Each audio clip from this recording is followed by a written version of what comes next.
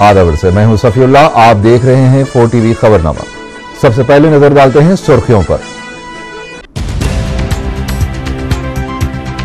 मक्का मस्जिद की इमारत के तहफ़्फ़ुज़ और केमिकल से सफाई के लिए हुकूमत ने 37 लाख रुपए जारी कर दिए।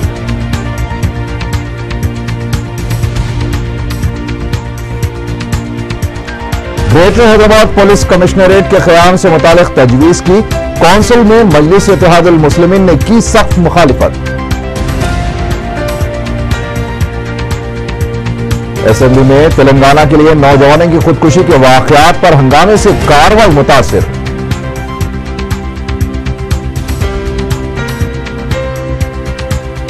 दो नौजवानों की खुदकुशी के बाद तेलंगाना जज्बात को हवा देने की कोशिश, टीआरएस ने मंगल को बंद का किया ऐलान। और कांग्रेस एक जहरीला दरख्त, वायएस जगन इसकी शाख, चंद्रबाबू नायडू का रिमार्क।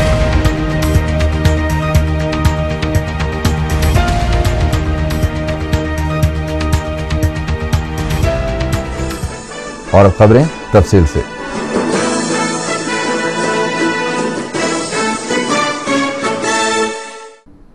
तारीखी मक्का मस्जिद के निगहदाश्त और केमिकल से सफाई के लिए हुकूमत ने 37,62,हजार रुपए जारी किए हैं। रियासती वजीर अखिलियती बहबूद सैयद मोहम्मद अहमदुल्लाह की जानिब से जारी किए गए बयान में कहा गया है कि इस सिलसिले में पीर को एक जीओ भी जारी किया गया है। अहमदुल्लाह ने बताया कि इन कामों को माह रमजान से कबल मुकम्मल कर लिया जाएगा।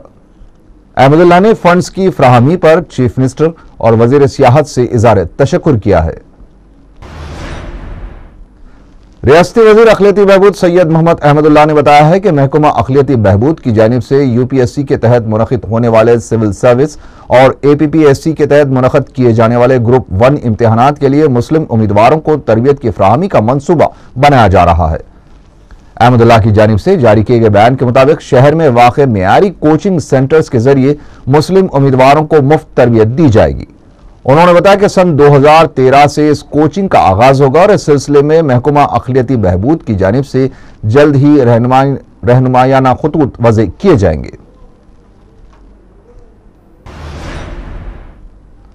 आंध्र प्रदेश कानून साज कौंसिल में पीर के दिन मजलिस इत्तेहादुल मुस्लिमीन ने हैदराबाद और साइबराबाद पुलिस कमिश्नरेट को जम करते हुए ग्रेटर हैदराबाद पुलिस कमिश्नरेट के क़याम की शदीद मुखालिफत की है। मजलिसी अरकान सैयद अल्ताफ हैदर रजवी, सैयद अमीनुल हसन जाफरी के अलावा कांग्रेस के अरकान KR आमोस, V भोपाल रेड्डी और MS प्रभाकर ने अवामी अहमियत के कायदे के तहत ये मसला उठाया। इन अरकान के सवालात पर वजीर दाखिला ने बताया कि हुकूमत की जानिब से इस सिलसिले में कोई फैसला नहीं लिया गया है। DGP ने अपने सतह पर एक कमेटी की तश्कील दी है। कमेटी की रिपोर्ट के बाद हुकूमत इस सिलसिले में कोई फैसला करेगी। मजलिस इत्तेहादुल मुस्लिमीन के अरकान ने सवाल किया कि DGP को सियासी और पॉलिसी साज फैसले करने के इख्तियारात किसने दिए हैं। सैयद अमीनुल हसन जाफरी और सैयद अल्ताफ हैदर रजवी ने वाज़े तौर पर कहा कि मजलिस ने GHMC और HMDA के क़याम की भी मुखालिफत की थी और अब वो ग्रेटर हैदराबाद पुलिस कमिश्नरेट के क़याम की तजवीज़ की भी मुखालिफत करती है। कांग्रेस के अरकान ने भी इस मसले पर DGP के रोल पर शदीद तनकीद की है।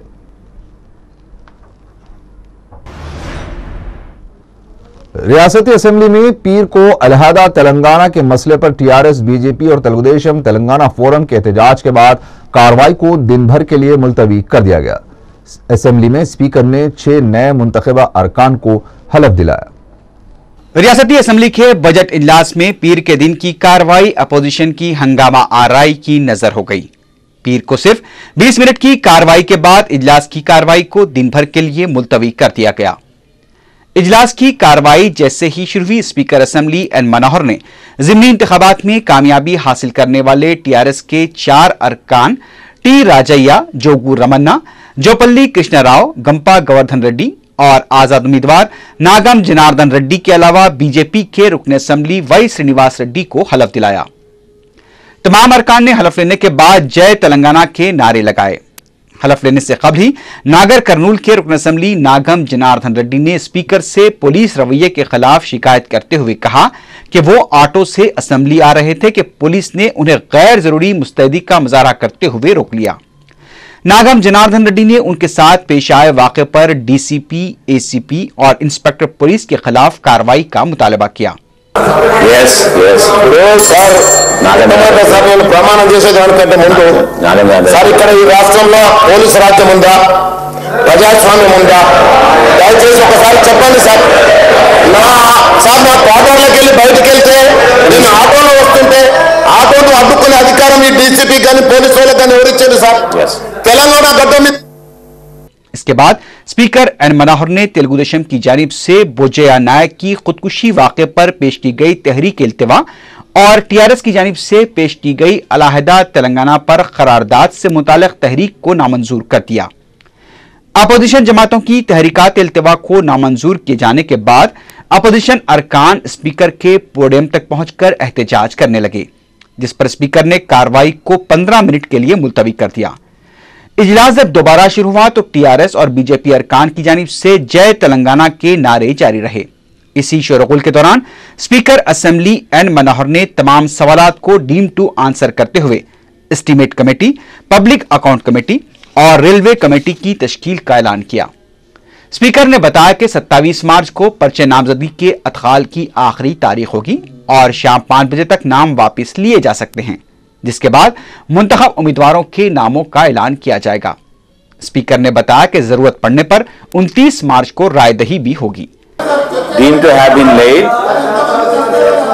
Government motions are deemed to have been moved and adopted in accordance with the regulations made for conducting elections to fill up the casual vacancies in the committees and for elections as the RUCCs. According to the principle of proportional representation by means of single transferable vote, I fixed the following program.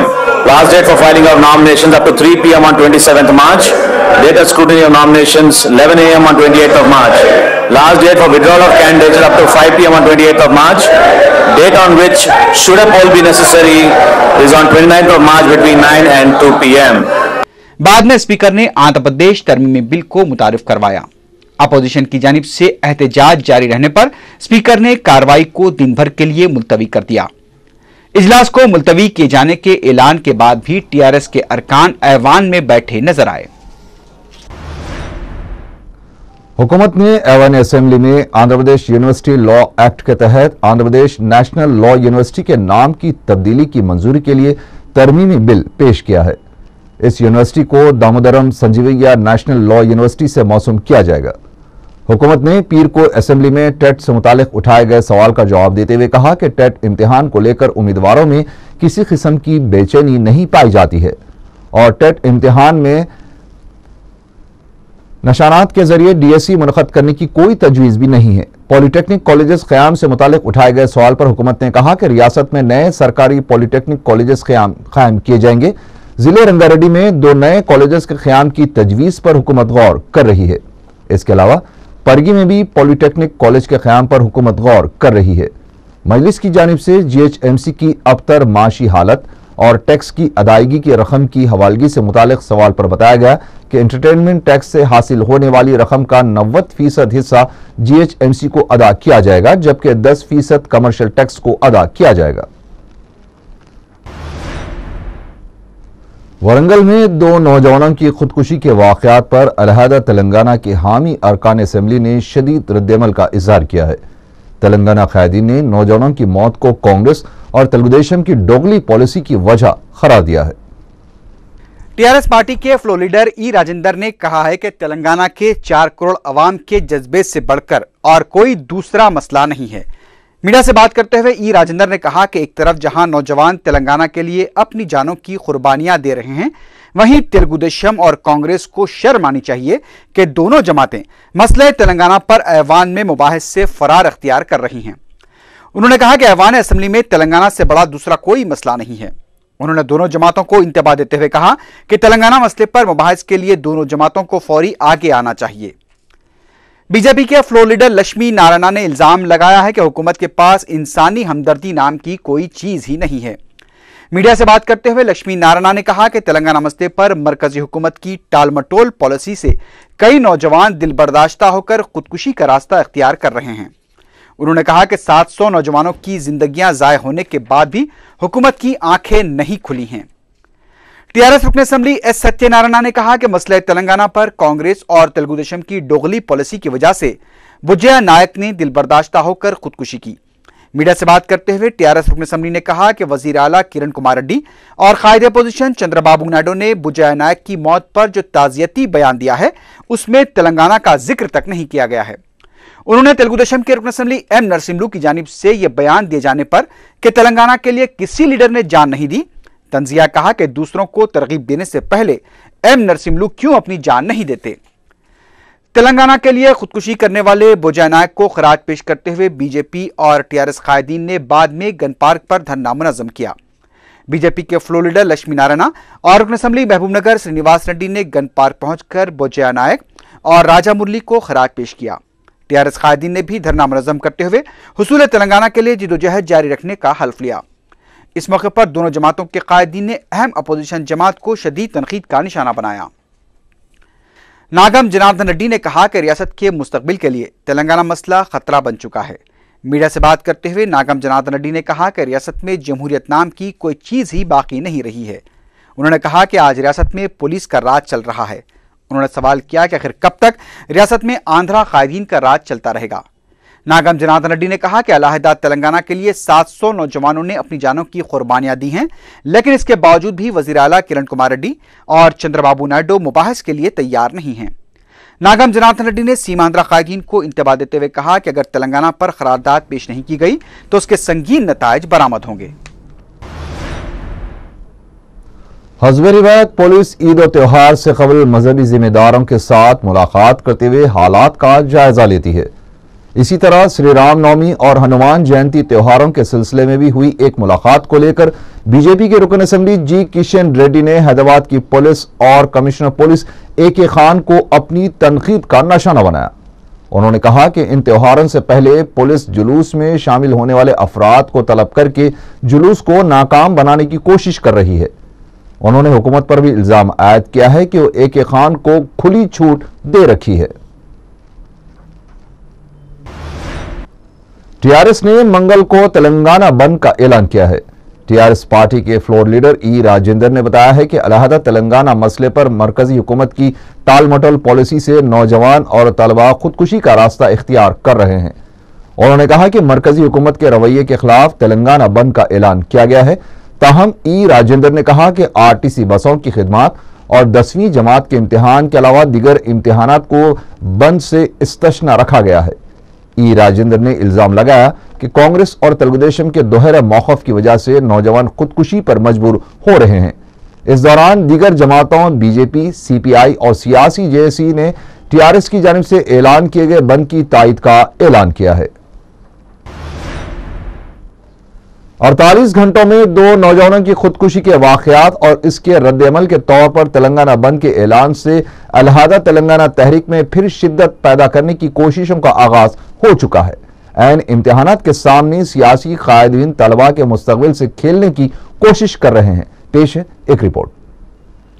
ज़िमनी इंतखाबात में अलहदा तेलंगाना की हामी जमातों की कामयाबी के बाद इलाके में फिर एक बार अलहदा तेलंगाना तहरीक शिद्दत पकड़ती नजर आ रही है।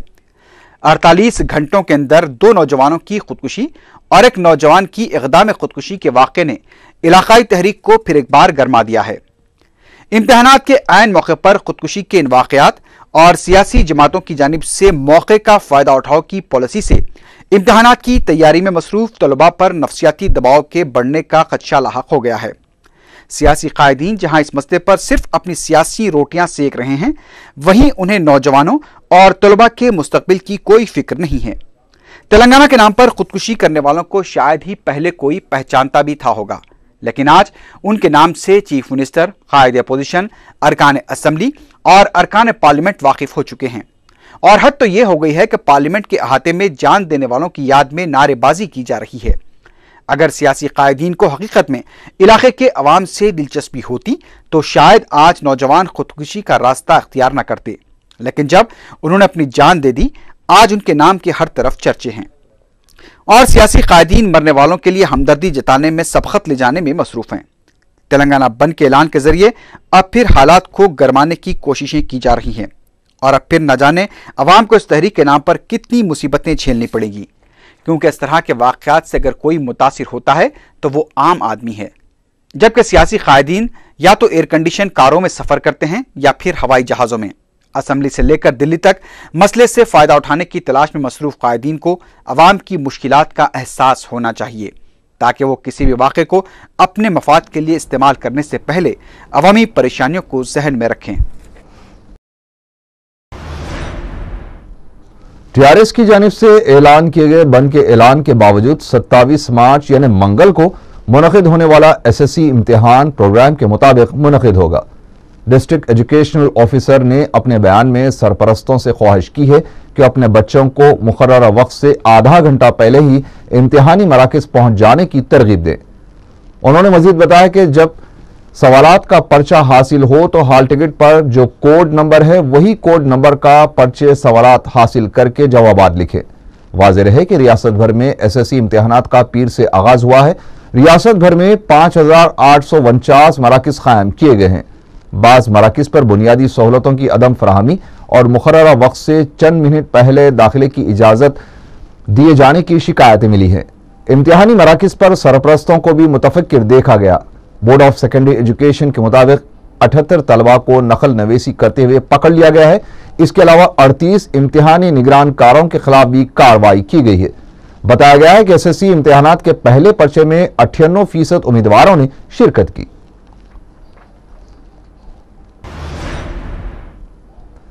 सदर तेलुगुदेशम नारा चंद्रबाबू नायडू ने कहा है कि कांग्रेस जहां एक जहरीला दरख्त है, वहीं जगनमोहन रेड्डी उसकी एक शाख है। मीडिया से बात करते हुए चंद्रबाबू नायडू ने जगनमोहन रेड्डी की जानिब से बदउनवानियों के खात्मे के ऐलान को मज़ाक़-ए-ख़िज़ करार दिया। उन्होंने जगनमोहन रेड्डी को मशवरा दिया है कि जिस तरह उन्होंने अपने असासों की तफसीलात अवाम के सामने रखी, उसी तरह जगनमोहन रेड्डी को भी उन पर लगाए गए इल्जामात के सिलसिले में जानिबदारी के साथ तमाम तफसीलात को अवाम के सामने रखना चाहिए। चंद्रबाबू नायडू ने इल्जाम लगाया कि चीफ मिनिस्टर किरण कुमार रेड्डी और जगनमोहन रेड्डी के दरमियान फिक्सिंग हो चुकी है, इसीलिए चीफ मिनिस्टर जगन के खिलाफ आवाज उठाने वालों को बाहर कर रहे हैं। उन्होंने बताया कि कोर के ज़िमनी इंतखाब में कांग्रेस के कारकुनों ने जगनमोहन रेड्डी के लिए काम किया था और कहा कि तेलुगुदेशम को खत्म करने वाले खुद खत्म हो गए। सदर तेलुगुदेशम ने कहा कि इंदिरा गांधी, राजीव गांधी और सोनिया गांधी जब तेलुगुदेशम का कुछ नहीं बिगाड़ सके तो जगनमोहन रेड्डी क्या चीज है। चंद्रबाबू नायडू ने तेलंगाना के लिए खुदकुशी करने वाले बी नायक और राजा मुरली को खराज पेश करते हुए नौजवानों और तलबा से अपनी कीमती जानों को जाया ना करने की अपील की। उन्होंने कहा कि तेलंगाना मसले की यकसुई की जिम्मेदारी मरकजी हुकूमत पर आयद होती है।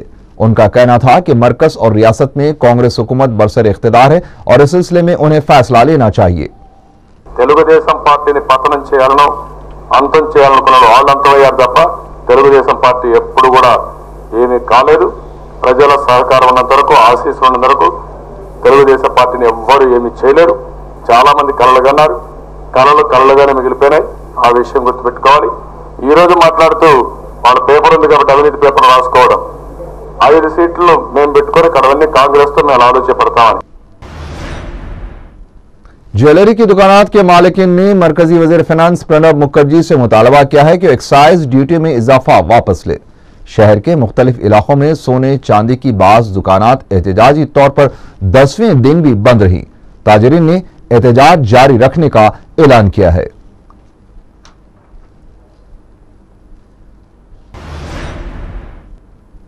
जीएचएमसी के सेल्फ हेल्प ग्रुप्स की टाउन लेवल कमेटी का पहला प्रोग्राम खिलवत में मुनक़िद किया गया।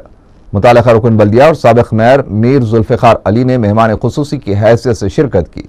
सर्कल के ओहदेदारों की मौजूदगी में इंतखाब मुनक़िद करते हुए सदर, नायब सदर और सेक्रेटरी को मुंतखब किया गया। वाज़ेह है कि मजलिस की नुमाइंदगी के बाद सेल्फ हेल्प स्कीम को कारकर्द और पुरअसर बनाने के लिए यूडीसी की जानिब से टाउन लेवल कमेटी का इंतखाब किया जा रहा है, जिसके तहत रास्त खर्जे फ्राहम किए जाएंगे। फलकनुमा पुलिस ने तलाशी मुहिम के दौरान एक आदी सारिक को गिरफ्तार कर लिया है। पुलिस ने बताया कि फलकनुमा पुल के पास तलाशी मुहिम के दौरान मुश्तबा हालत में जा रहे सलीम से पूछताछ की गई तो उसने बताया कि वो 3 मकानात में खुफल शिकनी के जरिए सरखे की वारदातें अंजाम दे चुका है। पुलिस के मुताबिक सलीम के खिलाफ नाकाबिल जमानती वारंट भी जारी किए जा चुके हैं। पुलिस ने सलीम के कब्जे से 2.5 लाख रुपए मालियती मसरूखा अशिया को जब्त करते हुए उसे अदालती तहवील में दे दिया।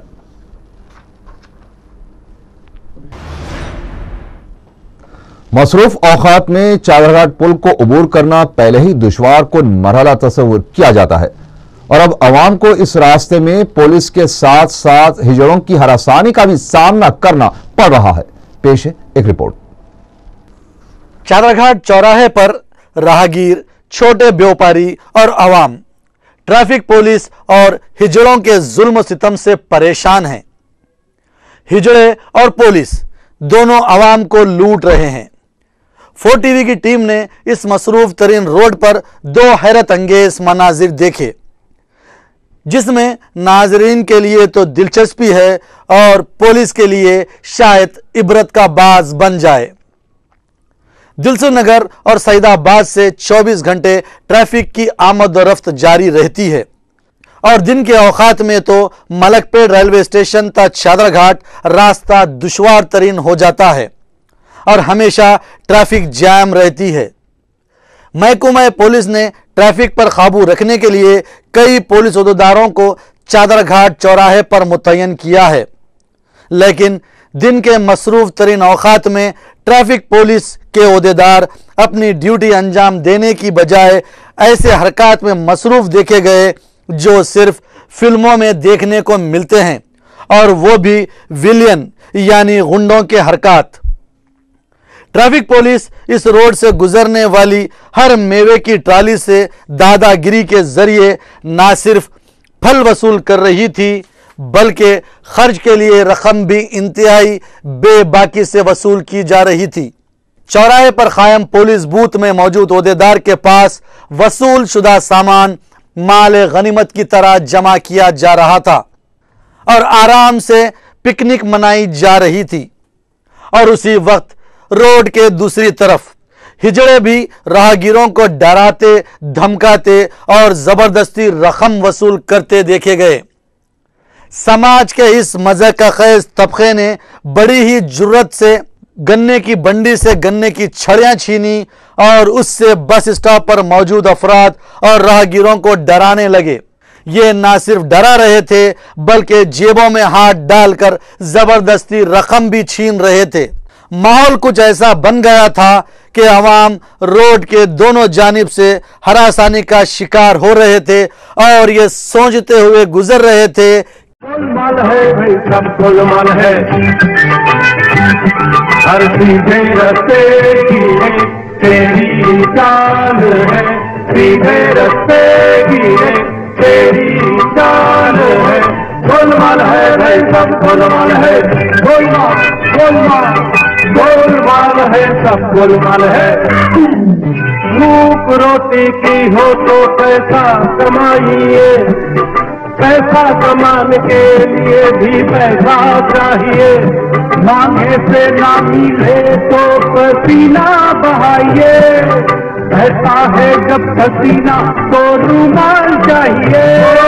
गोलमाल है भाई सब गोलमाल है, गोलमाल गोलमाल है, गोलमाल है भाई सब गोलमाल है।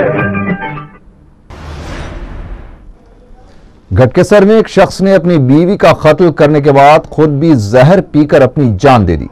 बताया जाता है कि 5 साल पहले 45 साला मिस्त्री गोंडलू और इसकी 35 साला बीवी पद्मावती मर्ज एड्स से मुतासिर हो गए थे, जिसकी वजह से इन दोनों में आए दिन झगड़े हुआ करते थे।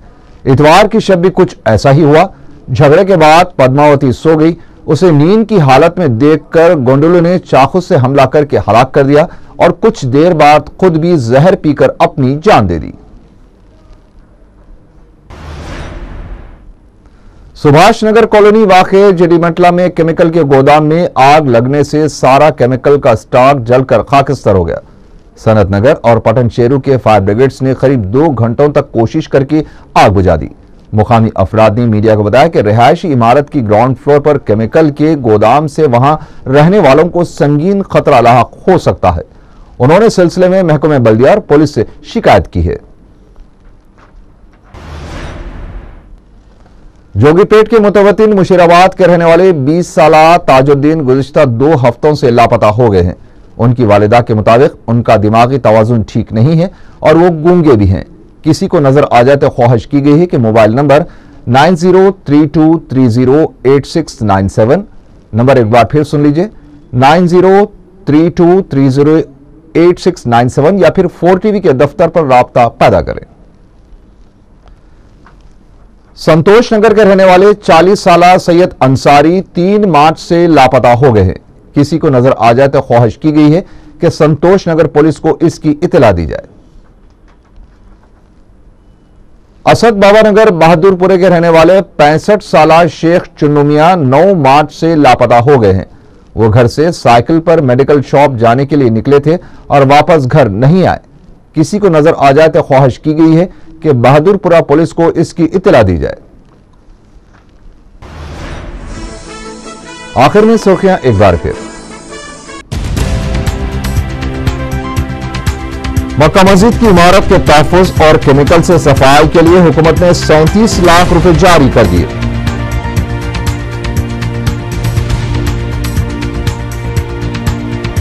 ग्रेटर हैदराबाद पुलिस कमिश्नरेट के क़याम से मुतालिक तजवीज़ की कौंसिल में मजलिस इत्तेहादुल मुस्लिमीन ने की सख्त मुखालिफत।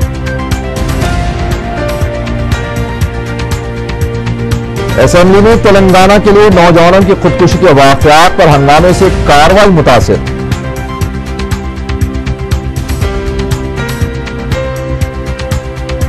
दो नौजवानों की खुदकुशी के बाद तेलंगाना जज्बात को हवा देने की कोशिश।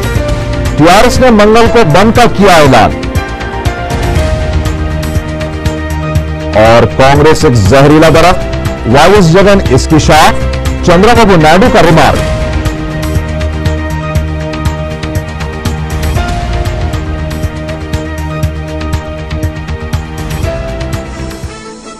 इसी के साथ ही 4TV खबरनामा यहीं खत्म हुआ। अल्लाह हाफिज।